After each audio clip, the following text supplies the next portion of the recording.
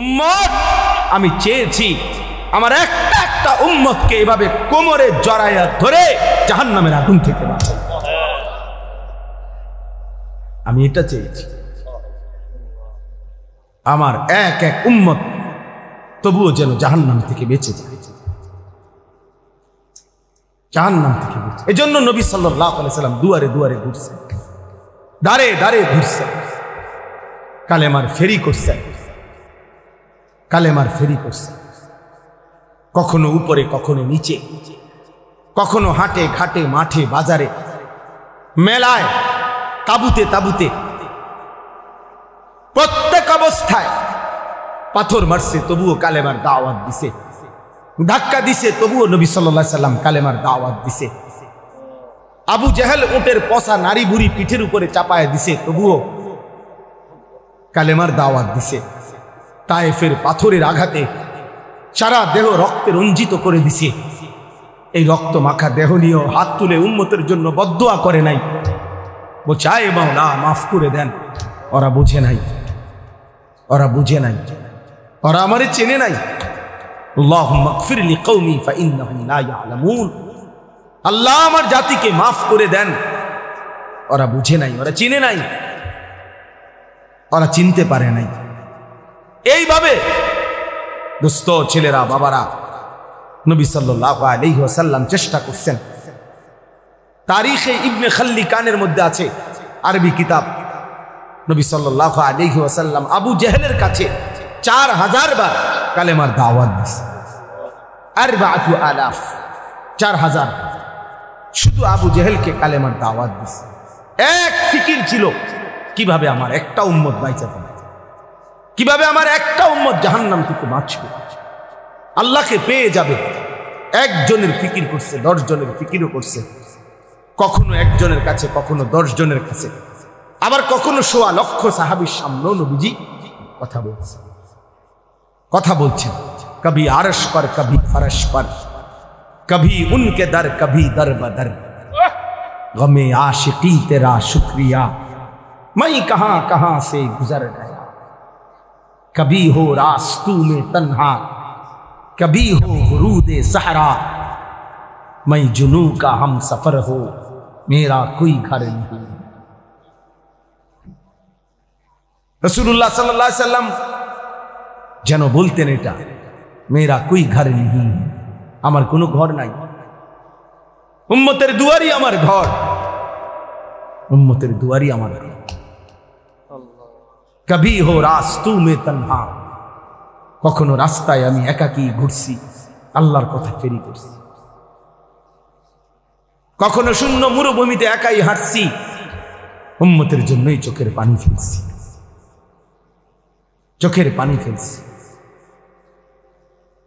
এই জন্য ভাইয়া এই আজকের এই মাহফিলের ইন্তজাম যারা করছেন, আমার প্রথম কথাই এই ফিকির কলিজার মধ্যে থাকতে হবে আমাদের।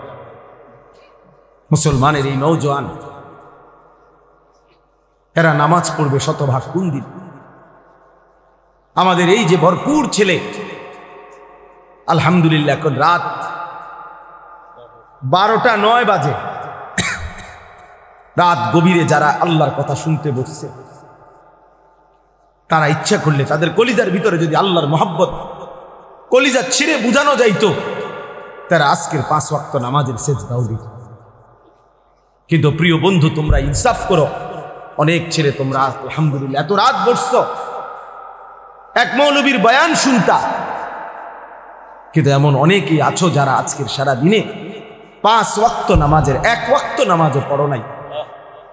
হায় বন্ধু, আমার দোস্ত, আমার সন্তান, আমার ছেলে, আমার ছোট ভাই, তুমি করলা না, কারে নারাজ করলা, কারে নারাজ করলা, কেমনে পারলা, কেমনে সম্ভব হইল এই বেনামাজি জিন্দিগি? এশার নামাজও পড়লা না, এই অবস্থায় দোস্ত যদি ঘুমাও, অনেকে রাত ভোর জেগে জেগে নারী দেখো, ছবি দেখো, মোবাইলের অস্থির দৃশ্য দেখো, নারী আর ছবি দেখে প্রিয় বন্ধু ছেলেরা শরীর তো নাপাক হয়, হারাম বীর্যপাত হলে শরীর তো নাপাক হয়, তো এশার নামাজও পড়লা না, শরীরটাও নাপাক, এই অবস্থায় ঘুমায় রইলা। আমার বন্ধু যদি এই রাত আর ভোর না হয়, এই ঘুম যদি আর না ভাঙে, আল্লাহর কসম, গতকালকের পত্রিকাতেও আসছে, ফিলিস্তিনি এক 6 বছরের বাচ্চা, সে সাক্ষাৎকার দিছে, আমি আমার বন্ধুদের সাথে খেলতেছিলাম, হঠাৎ করে বোমা পড়ছে, আমি বেহুশ হয়ে গেছি। আমার যখন হুঁশ আসছে, 6 বছরের মাসুম বাচ্চা বলতেছে, আমি হুঁশ ফিরে আসার পরে দেখি আমার ডান হাতটা নাই, আমার হাত আমার কাছে নাই, আমি আর হাত খুঁজে পাই না। কত অনাথ, কত অসহায়, কত বাচ্চা বাবার স্নেহ, মায়ের আদর থেকে বঞ্চিত। প্রিয় বন্ধু, প্রিয় ছেলেরা আমার, বাবারা আমার, ইনসাফের সাথে ভাইব। এই পৃথিবীতে এই মুহূর্তে রানিং মুসলমানের পবিত্র লাশ বোমার আঘাতে উপরে উঠে টুকরা টুকরা হয়ে ছিন্ন ভিন্ন হয়ে গেছে। ফিলিস্তিন যেন আরেকবার উহুদের ময়দান দেখাইছে যুবক।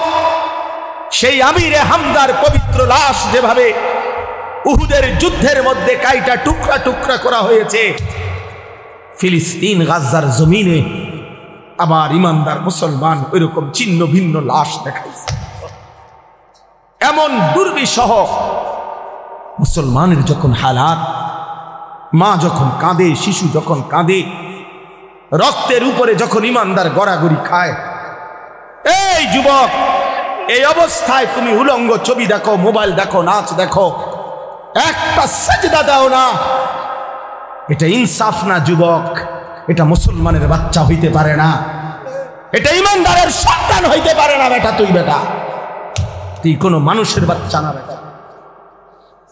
তোর ভিতরে কোনো ইনসানিয়ত বলতে, মনুষ্যত্ব বলতে বলতে কিচ্ছু নাই বেটা।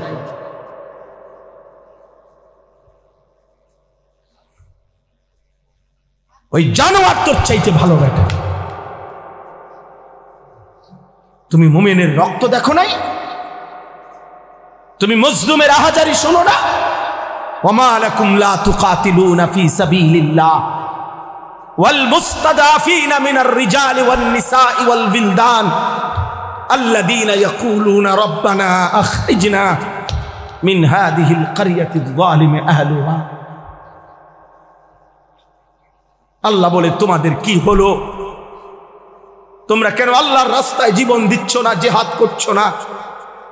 অথচ দুর্বল পুরুষ, শিশু, বৃদ্ধা, নারী, বাচ্চা চিৎকার করে বলছে আর আল্লাহকে ডাকছে, মাওলা জালেমের এই জমিন থেকে আমাদেরকে রক্ষা করো মাওলা। ফিলিস্তিনি মা আহাজারি করছে, বোন আহাজারি করছে, ছেলে আহাজারি করছে,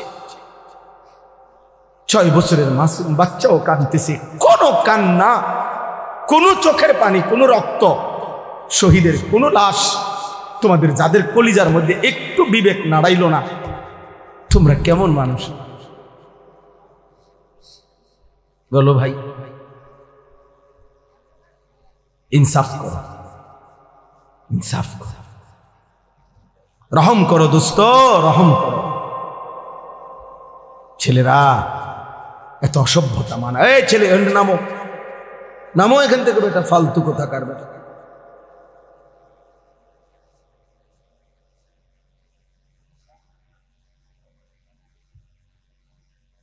বলো মিয়া, ইনসাফ করো। তুমি আমার কথায় রাগ হয়েও না, ইনসাফ করো। মুসলমানের সন্তান এমন হওয়ার কথা ছিল, ইমানদারের সন্তান এমন হওয়ার কথা ছিল না। একজন মুসলমান, যার বাবা মুসলমান, মা মুসলমান, যার বংশ মুসলমান, যার রক্তে ইসলাম, এইভাবে আল্লাহকে ভুলে কিভাবে? এইভাবে আল্লাহকে ভুলে এভাবে কিভাবে আল্লাহকে আমি দাঁড় করাইতে পারবো তো ভাইয়া? এখন তোমরা যারা আজকের সারা দিলে এক ওয়াক্ত নামাজ পড়ো নাই, আমি তো দাঁড় করাইতে পারো। চেহারা দেখলে বোঝা যায় বেনামাজের। মুসলমানের সন্তান বাপ, কার মতো চুল রাখলা বাবা? যে বেঈমান তোমার মা আর বোনের উপর জুলুম করছে, যে বেঈমান তোমার ইমানদার ভাইয়ের রক্তে জমির ভাসাচ্ছে, তুমি তার মতো সাজলা? ছি ছি, মুসলমান এত নির্লজ্জ হয়, ইমানদার এত আত্মমর্যাদাহীন হয় কিভাবে? মনে রাখেন সবাই, এবার বলি, বিজয় ফিলিস্তিনেরই হবে। এই 1450 বছরের ইতিহাসে কখনোই কোনো কালে সম্মুখ যুদ্ধে, মুখোমুখি লড়াইয়ে চূড়ান্তভাবে কোনো বেঈমান কখনোই জিতে নাই, ইমানদার কখনোই হারে নাই। এরা সেই ইহুদি ইসরায়েলের কুত্তারা, এদের ইতিহাস পরাজয়ের ইতিহাস। এরা মদিনার বনু নজির হেরে গেছে, এরা বনু কুরাইজা হেরে গেছে, এরা বনু কাইনুকা হেরে গেছে, এরা খায়বরের বেঈমান ইহুদি হেরে গেছে। এরা এই পৃথিবী বারবার দেখছে, আসমান ও জমিন বারবার সাক্ষী আছে, ইহুদি কুত্তারা কোনোদিন পৃথিবীতে জিতে নাই, কোনোদিন না। ভাইয়া জানো না তোমরা? আমরা ইতিহাস জানি, আলহামদুলিল্লাহ, কোনোদিনও জিতে নাই, আজও জিতবে না, আজও জিতবে না ইনশাআল্লাহ। সময়ের ব্যবধান, সব জালেমের পতন একই সময়ে হয় না, একই সময়ে হয় না। কারো পতন 950 বছর পরে হইছে, কারো পতন 400 বছর পরে হইছে, কারো পতন 150 বছর পরে হইছে, কারো পতন সিরিয়ায় 48 বছর পরে হইছে, বাংলাদেশের জালেমের পতন 16 বছর পরে হইছে। অতএব এটাই সত্য, ইসরায়েলের কুত্তারাও হেরে যাবে ইনশাআল্লাহ। মনে রাখো,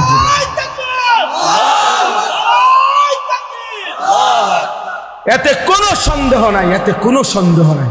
কিন্তু দেখার বিষয় হলো আল্লাহ তাআলা ঈমানের বিজয় দিবে, ঈমানের বিজয় দিবে। ফিলিস্তিন হারে নাই, মাটির নিচে হাজার হাজার মুজাহিদ অক্ষত আছে, মুজাহিদ জেগে আছে, ঈমানদার জেগে আছে। অতএব যুদ্ধের চূড়ান্ত ফয়সালা মুমিনের বিজয়, ফিলিস্তিনের বিজয়। কিন্তু দেখার বিষয় হলো আল্লাহর দ্বীনের জন্য তুমি কাজে লাগলা কিনা। বিজয় আল্লাহ করাবেনি, বিজয় হবেই হবে, কোনো সন্দেহ নাই ইনশাআল্লাহ। তো তুমি ইসলামের জন্য কাজে লাগলা কিনা? আমার যুবক, তুমি নষ্ট হইও না, আমার নওজোয়ান তুমি নষ্ট হইও না। আমি এইমাত্র বলছি, আজকে আমাদের পূর্বপুরুষ, আলহামদুলিল্লাহ, আমাদের দাদারা, বাবারা, আমাদের জেনারেশন, আমরা যারা 40-45 বছরের বয়সী, আমাদের পূর্বপুরুষ, দাদা বাবা আকসারি দিনদার ছিল, 3 পুরুষ দিনদার ছিল। আজকে তোমরা যারা 18, 20, 25 বছর বয়সে তোমরা একটা ওয়াক্ত নামাজ পড়ো না, সারা দিন সারা রাত মোবাইল, নারী, ছবি, অশ্লীল দৃশ্য, উলঙ্গ নাচ গান নিয়ে ব্যস্ত আছো, তোমাদের হাতেও একটা জেনারেশন আসবে। আল্লাহ চাহে তো ইনশাআল্লাহ তোমরাও বিয়ে করবা, আল্লাহ দিলে তোমাদেরও বাচ্চা সন্তান হবে। সেদিন তোমরা বুঝবা তোমাদের এই অব্যাহত গুনাহ, অসভ্যতার, অস্থিরতার খেসারত তোমাদেরকেই দিতে হবে। আমি একটা উদাহরণ বলি, শুনেন কামাল ভাই। আমাদের কুমিল্লার, আপনি তো চিনবেনই, মুরাদনগর মাদ্রাসার যিনি মুহতামিম শেখুল হাদিস আল্লামা মুফতি আমজাদ হুসাইন সাহেব, বাংলাদেশের একজন অন্যতম আলেম ওয়াইজ, উনি নিজে বলছে, এক ভদ্রলোক, ওনার ঘনিষ্ঠ, ওনার মেয়েটা আরেকটা ছেলের সাথে ভাগ্যা গেছে।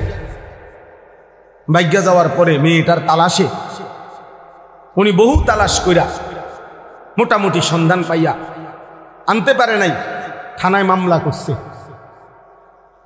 কসম আল্লাহর, উনি নিজে বলছে, ওই মেয়েটা মেয়ের বাবার কাছে চিঠি লিখছে, এটা চিঠি পাঠাইছে, চিঠির মধ্যে মেয়ে স্পষ্ট লিখছে, আপনারা দুইজন যে কাজটা করেছিলেন অবিকল আমি তো তাই করলাম, এখন আমার বেলায় পুলিশ পাঠাবেন কেন?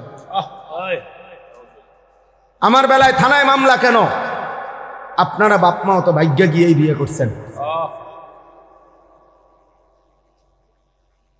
এখন আমার বেলায় থানায় পুলিশ পাঠালেন কেন, মামলা দিলেন কেন?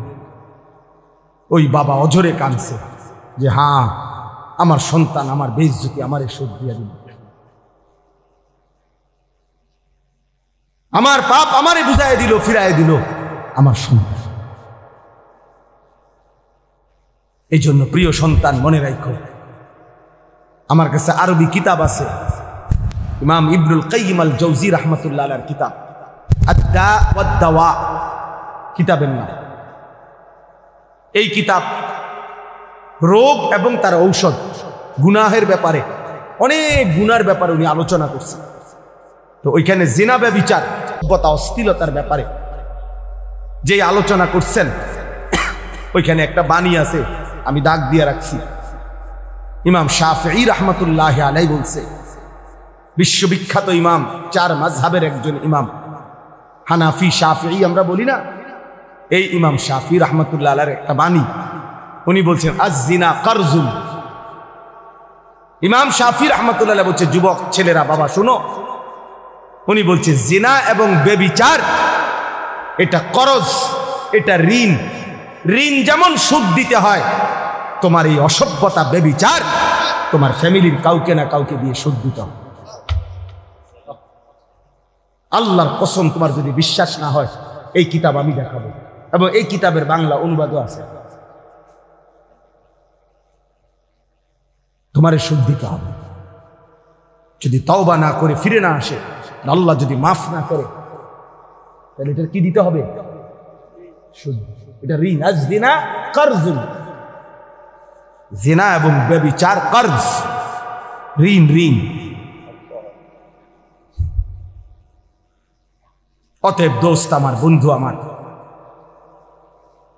প্রিয় সাথী আমার, মজলুমের দিকে আরেকবার তাকাও, ইমানদারের খণ্ড বিখণ্ড লাশের দিকে আবার তাকাও, গাজা ফিলিস্তিনের মজলুম মার দিকে আবার তাকাও, আরেকবার নিজের দিকে তাকাও।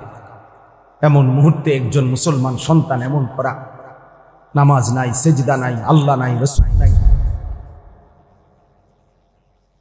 এগুলো কার মতো তোমরা চুল রাখলো? কারে তোমাদের প্রিয় মানাইলা?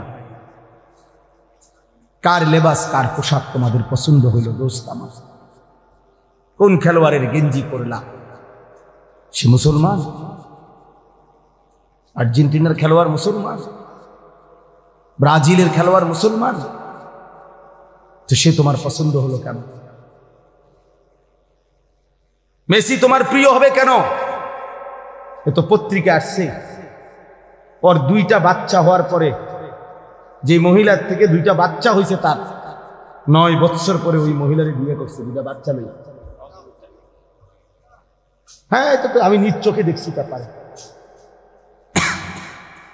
9 বছরের অবৈধ মেলামেশায় 2টা বাচ্চা হয়েছে, এরপরে 2 বাচ্চা লইয়া হে ওই মহিলারে বিয়ে করছে। 9 বছর পরে বাচ্চা হয়েছে, আরো 9 বছর আগে। এত বড় অসভ্য কোন মুসলমানের সন্তানের মডেল হইতে পারে? তো তোমার চুল তার মতো হবে কেন? সামান্য বিবেকও কি থাকবে না মিয়া? বলো। হাইসো না বাপ, হাইসলে মনে রাখো তুমি প্রতিবন্ধী, মূলত তোমার তার সিরা। এই জন্য কোনো কথাই তোমার উপরে আসর করে না, কারণ মাতাল এমনই হয়, যার তার সিরা পাগল সে সব কথাই হাসে, কারণ তার তো তার সিরা নাই। তো বিবেকের দংশন থাকা উচিত, নাই তো বিবেকের মধ্যে একটু অনুশোচনা আসা উচিত যে আমার কি করণীয় এই মুহূর্তে পৃথিবীতে। 1948 সালে ব্রিটিশ এই ফিলিস্তিন ভূখণ্ডের তাদের অধিকার ছেড়ে দিছিল। 1948 সালে ইসরায়েলের এই বেঈমানরা অবৈধভাবে তাদের এই রাষ্ট্র ঘোষণা দিয়ে সেদিন থেকে মুসলমানদের উপরে ফিলিস্তিনে জুলুম শুরু করেছে। আমার ভাই আজকে ৭৭ বছর, কসম আল্লাহ, তুমি এখন ক্যালকুলেটর লাগাও, 1948 থেকে 2025 ৭৭ বছর একটানা মজলুম ফিলিস্তিনি রক্ত দিচ্ছে, জীবন দিচ্ছে। 1947 ইংরেজিতে ব্রিটিশ যখন এই ভারতীয় উপমহাদেশ থেকে চলে যায়, তখন র্যাডক্লিফ ব্রিটিশ একজন গবেষক, সে এই দেশ মানে এই ভারতের হিন্দুস্তানের মানচিত্র আঁকিয়া দিছিল, এক অংশে হিন্দুস্তান এক অংশে পাকিস্তান, কিন্তু কাশ্মীর সংখ্যাগরিষ্ঠ মুসলমানের একটা এলাকা, ওইটার কোনো সমাধান দিয়া যায় নাই তারা, এটা কোন অংশে। এই 47-এর পর থেকে আজকে 78 বছর এক টানা কাশ্মীরের মুসলমান কলিজার খুন দিচ্ছে, রক্ত দিচ্ছে, আজও তারা স্বাধীনতা পায় না। 78 বছর ধরে, 1947 থেকে 2025।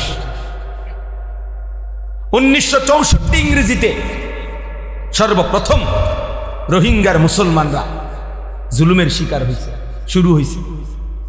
এই সামরিক সরকার, জান্তা সরকার তাদের উপরে জুলুম শুরু করছে। আজকে বরাবর 61 বছর, 2025 সাল 64 থেকে, প্রিয় বন্ধু, 61 বছরেও রোহিঙ্গা মুসলমানরা তাদের আজাদি পায় নাই, তারা তাদের জমিনের মালিকানা বুঝে পায় না। এই জন্য আমার দোস্ত, ইনসাফের সাথে ভাইব, একবার যদি পিছলা খাও আরেকবার দাঁড়াইতে কষ্ট হয়ে যায়, একবার যদি পাও পিছলে পড়ে যাই আরেকবার দাঁড়াইতে কষ্ট। তাহলে ৭৭ বছর মজলুম ফিলিস্তিনি মার খাবে, ৭৮ বছর কাশ্মীরে রক্ত ঝরবে, 61 বছর টানা রোহিঙ্গা রক্ত ঝরবে, আর তোমার উপরে আমার উপরে কখনোই কোনো মুসিবত আসবে না এমন কাগজপত্র গ্যারান্টি করা আছে তো? বলো না, একটা ছেলে বলো। তাইলে বাবা তুমি কেমনে আরো নিশ্চিন্ত হয়ে গেলা? তুমি এমন নিরাপদ হয়ে গেলা কিভাবে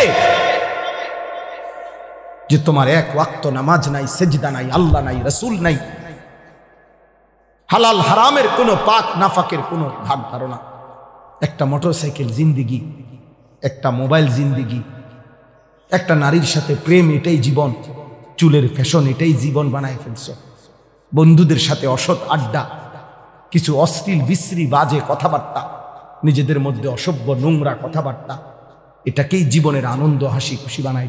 অসভ্যতা আনন্দ হয় কেমনে ভাইয়া?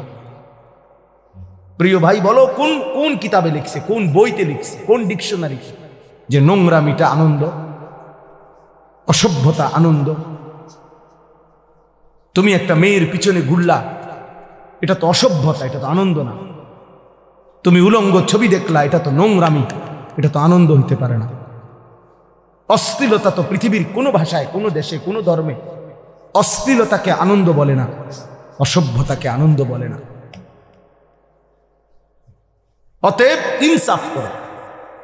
মূলত দিল মরে গেছে যার, আখিরাত ভুলে গেছে যে, ইনসানের কাতার থেকে যে নিজেকে বিচ্ছিন্ন করেছে, জন্তু এবং জানোয়ারের খাতায় যে নিজের নাম লেখাইছে, অসভ্যতার অস্থিরতা, আল্লাহকে ভুলে থাকা একমাত্র তার পক্ষে সম্ভব। এবার আমি কোরআন থেকে বলি, কোরআনুল কারীমের সূরা আরাফের মধ্যে আছে স্পষ্ট, আল্লাহ তাআলা বলেছেন, ওয়াত্তাবাআ হাওয়াহু ফামাসালুহু কামাসালিল কালব। আল্লাহর কসম, কোরআনের আয়াত, আল্লাহ বলছেন মনের ইচ্ছা মতো যে চলে, আমার মনে যা চায় আমি তাই করব। ওয়াত্তাবাআ হাওয়াহু, যে তার নফসের মনের চাহিদার অনুসরণ করে। কিসের আল্লাহ, কিসের রাসূল, কিসের কোরআন? বাদ দে বেটা এডি হুজুরদের এসব কথা বাদ, আমার মনে যা চাই তাই করবে। চুল আমার ইচ্ছা মতো, জামা আমার ইচ্ছা মতো, পোশাক আমার ইচ্ছা মতো, মন চাইলে খাড়াইয়া মুতলাম, মন চাইলে বইয়া মুতলাম, মন চাইলে মানুষের মেয়েরে বিরক্ত করলাম, মন চাইলে সারা রাত উলঙ্গ ছবি দেখলাম, যা ইচ্ছা তাই করলাম। আমার বাবার সম্মান, মার সম্মান, কিচ্ছুর আমার কোনো পরোয়া নাই। আল্লাহর কসম, কোরআনে আল্লাহ বলছে এমন জীবন যার তার দৃষ্টান্ত কামাসালিল কালব, কুত্তার মতো, কুত্তার মতো, কুত্তার মতো। এই নাফরমান, এই জিন্দেগি কুত্তার জিন্দেগি, কুত্তার জিন্দেগি। এই জন্য বেনামাজি মনে রাখিস তোর জিন্দেগি কুত্তার জীবন। সেজদাবিহীন যুবক মনে রাখিস তোর জীবন কুত্তার জীবন। সারা রাত উলঙ্গ ছবি দেখো যারা, নারী ছবি, মোবাইলের অস্থির দৃশ্য, মনে রাখিস বেটা তোর জীবন কামাসালিল কুত্তার জীবন, জানোয়ারের জীবন বেটা। এই একবার সুযোগ পাইছি, একবারই বললাম, আরেকবার আসতে হবে জরুরি না, আরেকবার আসার কোনো প্রয়োজন নেই। আর যদি না বাঁচি, আরেকবার যদি বলার সুযোগ না পাই, একবারই বললাম। প্রিয় বন্ধু, ফিরে আসো। প্রিয় নওজোয়ান মুসলমানের এই বিপদে তুমি না দাঁড়াইলে কে দাঁড়াবে? আমাদের মালিককে যদি আমরা ডাক না দেই, আমাদের উপরে সাহায্য কেমনে আসবে? আমাদের মনিবের কাছে যদি আমরা কাঁদি না কাঁদি, আমাদের বিজয় আসবে কিভাবে? আমাদের প্রিয় নবী সাল্লাল্লাহু আলাইহি ওয়াসাল্লাম, এবার রাসূলুল্লাহ সাল্লাল্লাহু আলাইহি ওয়াসাল্লামের জিন্দেগি শুনেন। সবাই শুনতেছেন? ছেলেরা, বাপ তোমরা শুনতেছো? বাপ ভাবতে শিখো ভাইয়া। যত ধমকেই দেই, যত শক্ত কথাই বললাম, দোস্ত আল্লাহর কসম আমি এই বুক চিরে দেখাবো আমি তোমারে ভালোবাসি। আমার জিন্দেগি ছেলেদের জন্য, নওজোয়ানের জন্য, আমার জিন্দেগি, এটা আমার সাধনা, এটা আমার মেহনত, এটা আমার ফিকির, ফিকির আমার। আল্লাহর নবী সাল্লাল্লাহু আলাইহি ওয়াসাল্লাম মাত্র 313 জন সাহাবীকে নিয়ে বদরের যুদ্ধে যখন যুদ্ধের ময়দানে দাঁড় করাইছে 1000 কাফেরের মোকাবেলায়, হাদিসে স্পষ্ট আছে নবীজি সাল্লাল্লাহু আলাইহি সাল্লাম তখন সাহাবীদেরকে বললেন, তোমরা দাঁড়াও, যারে যেমনে দাঁড় করাইছি দাঁড়াও, তবে আমি আদেশ না দেওয়া পর্যন্ত যুদ্ধ শুরু করবা না। কথা বুঝছেন কিনা? তো এই কথা বলে আল্লাহর নবী সাল্লাল্লাহু আলাইহি সাল্লাম পিছনের দিকে আসছে, একটু পিছনের দিকে আসছে আর কি। আয়েশা পাহাড়ের টিলায় নিচে, পাহাড়ের চূড়ার নিচে আল্লাহর নবী সাল্লাল্লাহু আলাইহি ওয়াসাল্লাম সিজদা করছে। সিজদা দিয়ে এক টানা কাঁদতে শুরু করছে। নবী সাল্লাল্লাহু আলাইহি সাল্লাম অঝরে চোখের পানি ফেলতেছেন এই বদরের প্রান্তরে। তখন আল্লাহর নবী সাল্লাল্লাহু আলাইহি সাল্লাম বলছেন, আল্লাহ আমি আপনার কসম করে বলতেছি, ইন তুহলিক হাদিহিল ইসাবা লান তুবাদা ফিল আরদ। মাওলা, আমার সামান্য পুঁজি, আমার গত 13 বৎসর, আমার গত 13 বৎসরের মক্কার মেহনত, মদিনার 6 মাস বা 1 বছর, আমার এই 14 বছরের কাছাকাছি সময়ের মেহনতে আমার এই 313 জন সাহাবী, আমার পুঁজি আমি দাঁড় করাইছি ময়দানে। এই ছোট্ট সৈন্য আমার অল্প কয়টা লোক, আজ যদি বদরের এই প্রান্তরে আপনি যদি আমার এই সামান্য বাহিনী শেষ করে দেন, এরা যদি শহীদ হয়ে যায়, তো মনে রাখেন মাওলা, লান তুবাদা ফিল আরদ, আপনার জমিনে আর আপনাকে ইবাদত করার কেউ থাকবে না। আমার পুঁজি তো 313 জন, ওরা যদি শহীদ হয়ে যায় সবাই, আপনার সেজদা দিবে কে? আপনার গোলামি করবে কে? এইভাবে আল্লাহর নবী সাল্লাল্লাহু আলাইহি সাল্লাম অঝরে কাঁদতেছিলেন আর বলতেছিলেন, আহাজারি করতেছিলেন। আল্লাহ রাব্বুল আলামিন ঠিক তখন জিব্রাইল পাঠাইয়া নবী সাল্লাল্লাহু আলাইহি সাল্লামকে সরাসরি জানায় দিয়েছেন, বন্ধু ফাস্তাজাবা লাহুম রাব্বুহুম, আপনার দোয়া আমি কবুল করেছি। আমি আল্লাহ আসমান থেকে এই মুহূর্তেই জিব্রাইলের নেতৃত্বে 1020 ফেরেশতার কাফেলা আপনার সাহায্যে পাঠাচ্ছি। আন্নী মুমিদ্দুকুম বিআলফিন মিনাল মালাইকাতি মুরদিফিন, আমি এক্ষুনি পাঠাচ্ছি। আপনার সাথে আপনার সাহাবীদের সাথে কাঁধ মিলিয়ে ফেরেশতারা যুদ্ধ করবে। বদরের যুদ্ধে আল্লাহ তাআলা মুমিনের বিজয় দান করছেন, বিজয় দান করছেন। তাহলে এই জন্য ভাইয়া, প্রিয় ভাই আমার, রাসূলুল্লাহ সাল্লাল্লাহু আলাইহি ওয়াসাল্লাম চোখের পানি ফেলছেন আল্লাহ নবী সাল্লাল্লাহু আলাইহি ওয়াসাল্লাম। আজকে আমরা তো কমপক্ষে চোখের পানিটা তো ফেলতে পারি। এই মুহূর্তে আমরা যদি গাজা যাইতে তো চাই, যাওয়ার জন্য কসম আল্লাহর, শুধু এই মাহফিলে বলতেছি না, মালিকের কাছে হাজারবার বলছি, মালিক যদি এই জান তোমার পছন্দ হয় তো এই জান দিতে রাজি আমি, তবুও মজলুমকে বাঁচায় দাও, মজলুমকে বাঁচায় দাও। যে সারা বাংলাদেশ ব্যাপী যখন মিছিল হয়েছে আমাদের, সবাই আমরা মিছিল করছি, আলহামদুলিল্লাহ আমরাও মিছিলে গেছি, আমরাও মিছিল। আমার ছোট ছেলে, আমার 2 ছেলে, আমার বড় ছেলে 13 বছর, অরে আমি সাথে নিছি, তো আমার 7 বছরের ছোট ছেলে, এই যে আমাদের সারা দেশ একসাথে যে মিছিল করলাম আমরা, 7 বছরের ছেলে ওই ধারায় আছে। তা আমি বললাম, আব্বা তুমি ছোট মানুষ, তুমি যাইও না। আলহামদুলিল্লাহ মালিকের দয়া, আমার বিবি ওই আমারে বলতেছে যে আমার পক্ষ থেকে আমি আমার ছোট থেকে কসম আল্লাহ বলছে ওরও নিয়ে যাও, এটা আমি আমার পক্ষ থেকে দিলাম। অতএব আমি এই মাত্র বলছি, রাসূলুল্লাহ সাল্লাল্লাহু আলাইহি সাল্লামের একজন মহিলা সাহাবী হযরত আয়েশা রাদিয়াল্লাহু তাআলা আনহার বড় বোন হযরত আসমা রাদিয়াল্লাহু তাআলা আনহা, ওনার ছেলে ছিলেন আব্দুল্লাহ ইবনে জুবায়ের রাদিয়াল্লাহু তাআলা আনহু, বিখ্যাত সাহাবী। সর্বশেষ উনি যখন হাজ্জাজ ইবনে ইউসুফের বিরুদ্ধে যুদ্ধ করার জন্য বের হইতেছিল, শেষবারের মতো দুশমনের মোকাবেলায় যুদ্ধে যাওয়ার সময় ওনার আম্মা এই আসমা হযরত আবু বকর সিদ্দিক রাদিয়াল্লাহু তাআলা আনহুর মেয়ে, উনি তখন 90 ঊর্ধ্ব বয়স, উনি চোখে দেখতেন না, অন্ধ হয়ে গেছিলেন। এই মহিলা আসমা আবু বকর রাদিয়াল্লাহু তাআলা আনহুর কন্যা, মানে আয়েশা রাদিয়াল্লাহু তাআলা আনহার বোন। তো আব্দুল্লাহ ইবনে জুবায়ের ওনার ছেলে, উনি যুদ্ধে যাবে, শেষবারের মতো মার কাছে আসছে বিদায় নিতে। মারে আয়েশা বলছে, মা আমার এই শেষবারের মতো দোয়া করে দাও, আমি শহীদ হওয়ার জন্য দুশমনের মোকাবেলায় যাচ্ছি। তো মা তো চোখে দেখে না, আমরা নিজে উর্দু কিতাবে পড়ছি, উনি কাছে আসছে, মা ওনারে কাছে আসতে কইছে, তো কাছে আসছে। আর হযরতে আসমা চোখে দেখেন, আমি হাত বাড়াইছে ছেলের গায়ে দোয়া করার জন্য, হাত লাগাইয়েই হাত সরাই ফেলছে। সাথে সাথে হযরত আব্দুল্লাহ ইবনে জুবায়ের অবাক হয়ে গেছে যে আমার মা আমার গায়ের থেকে হাত সরাই ফেললো কেন।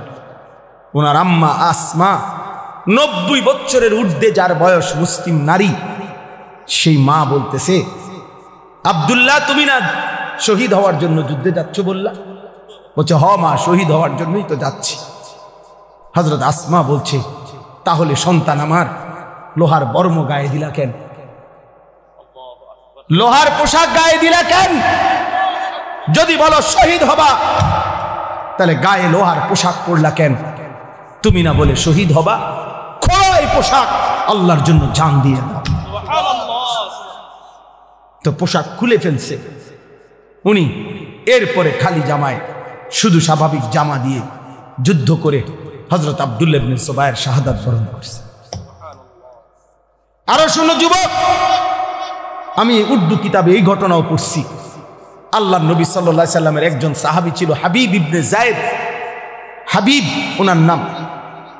নবী সাল্লাল্লাহু আলাইহি সাল্লামের এই সাহাবীকে একজন মিথ্যা নবী দাবিদার, সর্বপ্রথম যে নিজেকে মিথ্যুক নবী দাবি করছিল নবী সাল্লাল্লাহু আলাইহি সাল্লামের ইন্তেকালের কয়েকদিন আগে, তার নাম হলো মুসাইলামাতুল কাজ্জাব।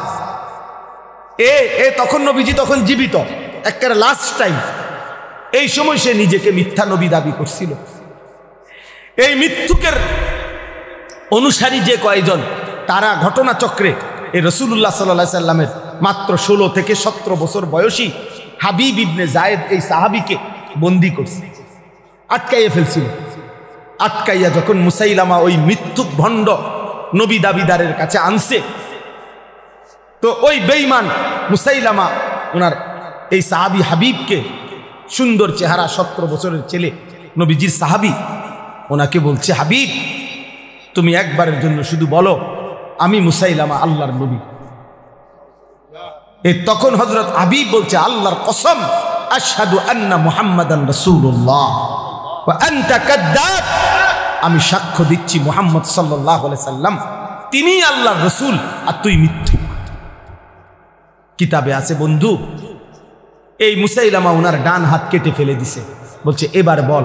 বলছে লা আনতা কাযযাব বাল মুহাম্মাদুর রাসূলুল্লাহ সাল্লাল্লাহু আলাইহি সাল্লাম।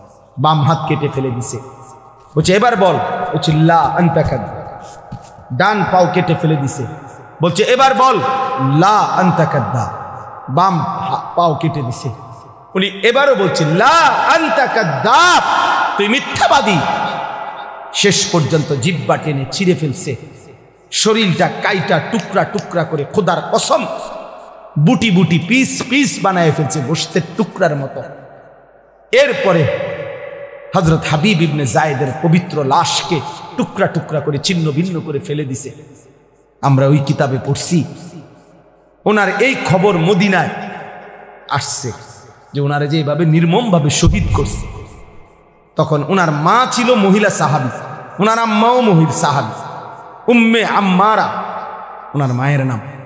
এই উম্মে আম্মারা তিনি ওনার কাছে আইসা লোকেরা শুনাইছে, মা তোর ছেলে হাবিব মুসাইলামার বাহিনীর হাতে শাহাদাত বরণ করছে, কিন্তু ওনারে বলছে, মা তোর ছেলের মৃত্যু বড় নির্মম মৃত্যু হইছে।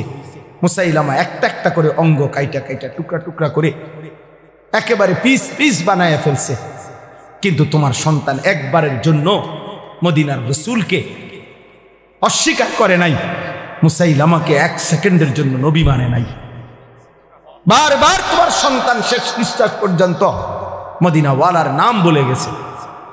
এই তখন আমরা কিতাবে পড়ছি, ওই মহিলা, ওই সাহাবীর মা একটা চিৎকার দিয়া সবার সামনে বলছে, লিহাদাল ইয়াউম আরদাতুহু, মদিনাবাসী আল্লাহর কসম এমন একটা দিনের জন্যই আমি আমার সন্তানকে বুকের দুধ খাওয়াইছি।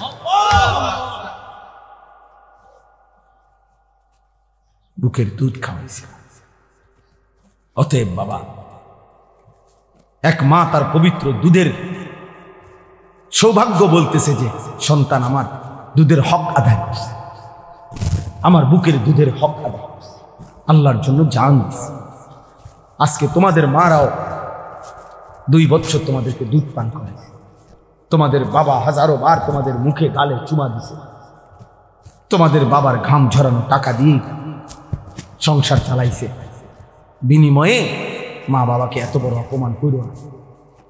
রাসূলুল্লাহ সাল্লাল্লাহু আলাইহি ওয়াসাল্লাম 23 বছরে কি পরিমাণ কাঁদছেন তিনি, কাঁদছেন। আমি প্রায় বলি এই কথাটা যে নবী সাল্লাল্লাহু আলাইহি সাল্লাম অসংখ্য উম্মতের আমল নামা দেখে যখন দেখবে পৃষ্ঠার পর পৃষ্ঠা নামাজ নাই, রোজা নাই, হালাল হারামের কোনো অনুভূতি নাই, পাক নাফাক বলতে কিচ্ছু নাই, আহা 30 বছর ফজরের নামাজ পড়ে না এমন উম্মত 40 বছর কোনোদিন হারাম ছাড়া হালাল খায় নাই, সুদের ব্যবসা করে গেছে 40 বছর, দাড়ি কাইটা গেছে 30 বছর, মিথ্যা বলছে 60 বছর বয়স, আমল নামায় দেখা যায় বিড়ি আর সিগারেট ছাড়া কোনো দিন বাকি নাই, গালি ছাড়া কোনো দিন নাই, নাচ গান টেলিভিশন ছাড়া কোনো রাত নাই। আল্লাহর কসম, নবী সাল্লাল্লাহু আলাইহি সাল্লাম ওই উম্মতের দিকে তাকাইয়া চোখের পানি ফেলে নবীজি বলবে, উম্মত আমার 23 বছরের চোখের পানি, আমার তায়েফের রক্ত, আমার উহুদের দান দান শহীদ, বিনিময়ে এই আমল নামা।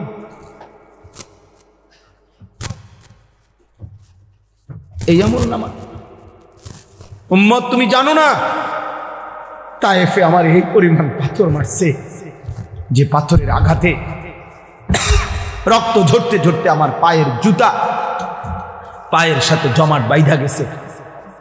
হযরত যায়েদ বলছে, রাসূলুল্লাহ সাল্লাল্লাহু আলাইহি ওয়াসাল্লামের জুতা মুবারক পায়ের সাথে জমাট বাইধা গেছে রক্তে। নবী জিজ্ঞেস করবে, উম্মত এতটা রক্ত ঝরাইলাম, উহুদের ময়দানে দান দান শহীদ করলাম, ক্ষুধার কষ্টে পেটে 2টা পাথর বাঁধলাম, সারা রাত দাঁড়িয়ে আম্মা জান আয়েশা রাদিয়াল্লাহু তাআলা আনহা নবীজির স্ত্রী বলছেন, আমার ভাই আমি শেষ করে দিচ্ছি, নবীজির স্ত্রী আম্মা জান আয়েশা রাদিয়াল্লাহু তাআলা আনহা বলছেন, আমি আমার রাসূলকে দেখছি এশার নামাজের পরে একটু পরেই তিনি দাঁড়াইছে, ফজরের নামাজের আজানের আগ পর্যন্ত এক দাঁড়ানোতে, আল্লাহর কসম উম্মতের জন্য এক দাঁড়ানোতে চোখের পানি ফেলে কাঁদছে আর দোয়া করছে। হাত্তা তাওয়াররামাত কাদামাহু, 2টা পাও ফুলে ফুলে গেছে। নবী সাল্লাল্লাহু আলাইহি সাল্লাম এই আমল নামা দেখবে, দেখে বলবে, উম্মত আমার এত চোখের পানি, আমার এত কান্না, তায়েফের এত রক্ত, উহুদের দান দান শহীদ করা, পেটে পাথর বাঁধা, ক্ষুধার কষ্টের বিনিময়ে, এই বিনিময় যদি কোনো বাবা তার ছেলেকে বলে, বাপ গত 12টা বছর আমি তোরে জমি বিক্রি করছি, ভিটা বিক্রি করছি, আমার একটা হালের বলদ ছিল এটা বেচা ফেলছি, আমার একটা মোটরসাইকেল ছিল আমি এটা বিক্রি করে দিছি, তোর মায়ের কদ্দুর গহনা ছিল আমি সেই গহনাটাও বিক্রি করে গত 6 বছর তোর ঢাকা শহরে পড়ালেখার, ইউনিভার্সিটির পড়ালেখার যাবতীয় খরচ আমি বাপ দিছি, বিটাটা পর্যন্ত বিক্রি করে দিছি, বন্ধক দিয়ে দিছি, বিনিময়ে আজ 6 বছর পরে তুই এই কি ফলাফল আননা, এখানে ফেল। এই বাপ কি কাঁদবে না? তখন কথা বলেন না কেন? তো নবী সাল্লাল্লাহু আলাইহি সাল্লাম তো জিজ্ঞেস করবে, উম্মত আমার 23 বছরের চোখের পানি, রক্ত, আমার ক্ষুধার কষ্টের বিনিময়ে এই তোমার চুল, এই তোমার পোশাক, এই তোমার আমল নামা, কি জবাব দিবে? হ্যাঁ কি বলে? এইখানে এই আয়াত আমি পড়ছি, এই আয়াত রাসূলুল্লাহ সাল্লাল্লাহু আলাইহি সাল্লামের জন্মেরও বহু আগে হযরত ইব্রাহিম আলাইহিস সালাম তিনি আল্লাহর কাছে দোয়া করছেন, আল্লাহ আমি সারাটা জীবন আমি আপনার কাছে আমার ভালোবাসা মহব্বতের পরীক্ষা দিছি। ওয়া ইযিবতালা ইব্রাহিমা রাব্বুহু বিকালিমাতিন ফাআতাম্মাহুন্না, আল্লাহ ইব্রাহিম আলাইহিস সালামকে বহু পরীক্ষা করছে, বহুবার, প্রত্যেক পরীক্ষায় ইব্রাহিম আলাইহিস সালাম গোল্ডেন এ প্লাস পাইছে, ফাআতাম্মাহুন্না, উত্তীর্ণ হয়েছে ইব্রাহিম আলাইহিস সালাম প্রত্যেকবার। ছোট্টবেলা থেকে নিয়ে এই যতবার পরীক্ষা করছে, প্রতি পরীক্ষায় উত্তীর্ণ হওয়ার পর তাফসীর মাআরিফুল কোরআনে আমি পড়ছি, আল্লাহ তাআলা 70 বার ইব্রাহিম আলাইহিস সালামকে মোট পরীক্ষা করছে। কোন বর্ণনায় আছে 40 বার, কোন বর্ণনায় আছে 30 বার। এই 70 বারের পরীক্ষায় প্রত্যেকবারে তিনি পাশ করছেন। 70 বারের পরে আল্লাহ তাআলার কাছে ইব্রাহিম আলাইহিস সালাম দোয়া করার সুযোগ পাইছিলেন, দোয়া করার, কিছু চাইবার। আল্লাহ বলছিল, ইব্রাহিম 70টা বছর তুমি 70 বার আমি তোমারে পরীক্ষা করেছি, শেষ পর্যন্ত আপন সন্তান জবাই করতে বলছিলাম, সেটাতেও তুমি পাশ করছো, আমার ঘর বানাইতে বলছি সেটাতেও পাশ করছো, যাও ইব্রাহিম এবার কিছু আমার কাছে চাও, আমি দিব তোমারে। ইব্রাহিম আলাইহিস সালাম তখন আল্লাহর কাছে বলছিলেন, আল্লাহ আমার জীবনের এই 70টা পরীক্ষার বিনিময়ে, সারা জীবনের আপনার কাছে আমি যা পরীক্ষা দিয়ে পাশ করছি, সবগুলো ভালো ফলাফলের বিনিময়ে আমি আপনার কাছে শুধু একটা জিনিস চাই। কয়টা? একটা জিনিস। তবে মজার বিষয় হলো, মাওলা সব কিছুই আপনার কাছে আছে অনেক, আমি যেটা চাই সেটা আপনার কাছেও আছে একটা, আপনার কাছেও আছে এক পিস। আমি জানি মাওলা আমি যেটা চাইবো এখন আমার সারা জীবনের পরীক্ষার বিনিময়ে, ওইটা আপনার কাছে আছেই একটা, আপনার কাছে আরেকটা নাই আমি জানি, আমি ওইটাই আপনার কলজাটা চাই, আমি আপনার ওই একটা প্রিয় ধন আমার দরকার, আমি ওইটা নিব।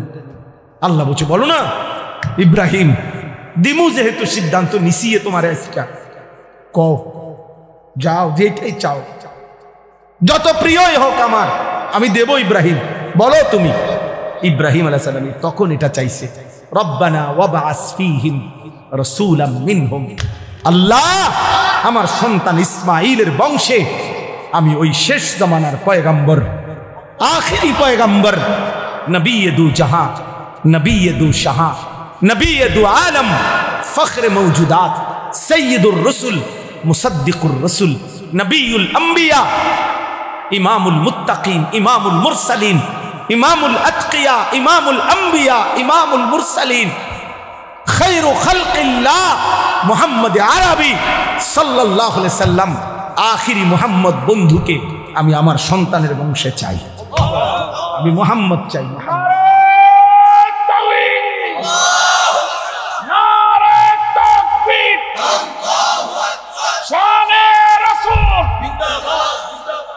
বুঝছুনি ভাইয়া? রব্বানা ওয়াবাস ফীহিম রাসূলাম মিনহুম। আল্লাহ, আমি ওই কলজাটা চাই, আমি আখিরি রাসূল চাই, শেষ পয়গম্বর চাই, আমি বন্ধু মুহাম্মদকে চাই সাল্লাল্লাহু আলাইহি ওয়াসাল্লাম। এখন নবী সাল্লাল্লাহু আলাইহি ওয়াসাল্লাম আখিরি নবী, নবী মুহাম্মদ সাল্লাল্লাহু আলাইহি ওয়াসাল্লাম মহান আল্লাহ পাকের কাছে কয়জন? একজন। হুসনে ইউসুফ দমে ঈসা, ইয়াদে বাইদা দারি, আঁচে খুবা হামা দারন, তু তনহা।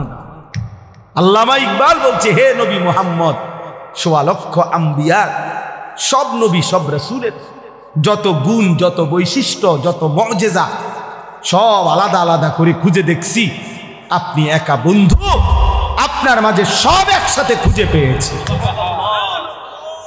আঁচে খুবা হামা দারন, তু তনহা দারি। আপনি একাই সব, আপনি একাই সব, আপনি একাই সব। এজন্য আমরা লাকাদ মান্নাল্লাহু আলাল মুমিনিনা ইয বাআসা ফীহিম রাসূলাম মিন আনফুসিহিম। আমাদের জীবনের সবচেয়ে বড় অর্জন, আমরা আখিরি রাসূল পেয়েছি। আমাদের জীবনের সবচেয়ে বড় পাওয়া বন্ধু, আমরা আখিরি নবীকে পেয়েছি। অতএব আমার শেষ কথা এটা, আল্লাহ বলছে বন্ধু, ইব্রাহিম আলাইহিস সালাম বলছে, মাওলা আমি কেন চাই মুহাম্মদ সাল্লাল্লাহু আলাইহি সাল্লামকে আমার সন্তানের বংশে, ইয়াতলু আলাইহিম আয়াতিকা, সে আপনার কালাম তেলাওয়াত করে পরবর্তী বংশধরকে শোনাবে। ওয়া ইউআল্লিমুহুমুল কিতাবা ওয়াল হিকমা, কোরআন এবং সুন্নাহর আলোকে আপনার বান্দাদের জীবন গড়ে দিবে। ওয়া ইউযাক্কিহিম, আপনার বান্দার কলিজাটা পাক সাফ করে পবিত্র করে দিবে। ইন্নাকা আনতাল আজিজুল হাকিম, আমি জানি মাওলা আপনি সবটা ক্ষমতা রাখেন, আপনি মহাপ্রজ্ঞাময় শক্তিশালী। এজন্য এই আয়াত পড়ার উদ্দেশ্য হলো এই শেষ কথা আমার, আমরা শ্রেষ্ঠতম নবীর উম্মত, আখিরি রাসূলের উম্মত। অতএব আমাদের ঈমান, আমাদের আমল, আমাদের তাকওয়া, আমাদের ইখলাস আরো বেশি হওয়া উচিত। শেষ জামানার নবী, আখিরি নবীর উম্মত হিসাবে আমাদের আত্মমর্যাদা আরো বেশি হওয়া উচিত। এজন্য প্রিয় যুবক বাবা, পর্দার আড়ালের মা বোন, এত বড় শ্রেষ্ঠতম নবী পেয়ে আমরা যদি জিন্দিগিটা এভাবে নষ্ট করে দেই, এটা উচিত না, এটা ইনসাফ না। এজন্য আমি অনুরোধ করছি, আজকে এই রাত গভীরে তোমরা যারা কিশোর নওজোয়ান এতটা কষ্ট করে এত রাত অবধি বসে রইলা, আমি তোমাদের কাছে অনুরোধ করি ভাইয়া, মাথার চুল থেকে পায়ের নখ পর্যন্ত তুমি যেহেতু সুন্দর নিজেকে সাজাইতে চাও, আমিও বলি তুমি সুন্দর হও, কিন্তু সেই সৌন্দর্য নিজেকে যেহেতু সুন্দর করতে চাও, আল্লাহর কসম প্রিয় নবী সাল্লাল্লাহু আলাইহি সাল্লামের চাইতে সুন্দর এই কায়নাতে আর কেউ হইতে পারে। অতএব সুন্দরী যেহেতু পছন্দ, তাহলে রাসূলুল্লাহ সাল্লাল্লাহু আলাইহি সাল্লামের সৌন্দর্য গ্রহণ করা এটাই সবচেয়ে বেশি বুদ্ধিমান এবং বিবেকবানের উচিত। কারণ প্রিয় নবী সাল্লাল্লাহু আলাইহি সাল্লাম তিনি হাসলেও সুন্দর, তিনি কাঁদলেও সুন্দর, তিনি হাঁটলেও সুন্দর, তিনি বসলেও সুন্দর। হাজারো সাহাবী নবী সাল্লাল্লাহু আলাইহি সাল্লামের সৌন্দর্যের বর্ণনা দিয়েছেন। নারীরা, পুরুষেরা, সাহাবীরা সবাই নবীজির সৌন্দর্যের প্রমাণ করছেন। 1450 বছর ধরে আপনজন দুশ্মন সবাই নবীজির জীবনী গবেষণা করছে। ইমানদারের কাছেও তিনি শ্রেষ্ঠ, পৃথিবীর সমস্ত কাফের বেঈমানের কাছেও আল্লাহ রাসূল সাল্লাল্লাহু আলাইহি সাল্লাম শ্রেষ্ঠ। তাহলে তিনি বন্ধুর কাছেও শ্রেষ্ঠ, তিনি দুশ্মনের কাছেও শ্রেষ্ঠ, আমাদের নবীর চাইতে শ্রেষ্ঠ কোনো দিক থেকে এই পৃথিবীর কোনো বেঈমানও কাউকে এই পর্যন্ত প্রমাণ করতে পারে নাই। তাইলে শ্রেষ্ঠতম রাসূল আমার থাকতে তুমি বেঈমানের মতো সাজবা কেন? কেন তুমি সুন্নাত ছেড়ে দিবা? কেন তুমি আল্লাহ রাসূল সাল্লাল্লাহু আলাইহি ওয়াসাল্লামকে ছেড়ে দিবা? অতএব একটা যুবকও যদি বোঝো, আমি তোমার জন্য বললাম, আমি একজনের জন্য বললাম, একজন। আল্লাহ তাআলা আমাদের প্রত্যেককে কবুল করে নেন। ছেলেরা, বাবা, আল্লাহর ওয়াস্তে বাপ, তোমরা আখলাক সুন্দর করো, তোমরা তোমাদের এই চুল স্বাভাবিক বানাও, তোমরা দয়া করে আল্লাহর ওয়াস্তে বন্ধু এই চুল চারিদিকে সমান করে কাটো। এগুলা দাজ্জালের চুল। এই দাজ্জাল ইহুদিদের খোদা, এখানে পরিষ্কার হাদিসে আছে ভাইয়া, ইহুদিরা যাকে খোদা মনে করে সে দাজ্জাল, দাজ্জাল। আর আল্লাহ রাসূল সাল্লাল্লাহু আলাইহি ওয়াসাল্লাম বলছে দাজ্জালের চুল হবে এলোমেলো, একেবারে বিশুদ্ধ হাদিস। স্বাভাবিকতার পরিপন্থী যত চুল এগুলা দাজ্জালের চুল। খোদার কসম, রব্বে কাবার কসম, এই মসজিদের ঘরের মালিকের কসম, আল্লাহ রাসূল সাল্লাল্লাহু আলাইহি ওয়াসাল্লাম বলছে দাজ্জালের চুল হবে স্বাভাবিকতার পরিপন্থী। এজন্য এই চুল রাখো না, এই চুল রাখো না, তুমি দুশমনের খপ্পরে পড়ে যাবে। দয়া করে ফিরে আসো, নামাজ পড়ো, 5 ওয়াক্ত নামাজ, ফজরের নামাজ পড়ার চেষ্টা করো। ইনশাআল্লাহ তোমাদের হাতেই আগামী দিনের ইসলামের বিজয় হবে। হ্যাঁ হ্যাঁ, যেই যুবকের হাতে যদি, নওজোয়ানের হাতে যদি জালেম ভাগতে পারে, নওজোয়ানের হাতে কালেমার পতাকা উড়বে ইনশাআল্লাহ, বাংলাদেশেও ইসলামের পতাকা উড়বেই ইনশাআল্লাহ। এজন্য আমি উদাত্ত আহ্বান জানিয়ে আজকের এই সুন্দর আয়োজন শেষ করলাম। আল্লাহ তাআলা আমাদের সকলকে ঈমান, আমল, তাকওয়া, রাসূলুল্লাহ সাল্লাল্লাহু আলাইহি ওয়াসাল্লামের সুন্নাতের মুহাব্বত দান করেন। আমিন। সুবহানাল্লাহি ওয়া বিহামদিহি।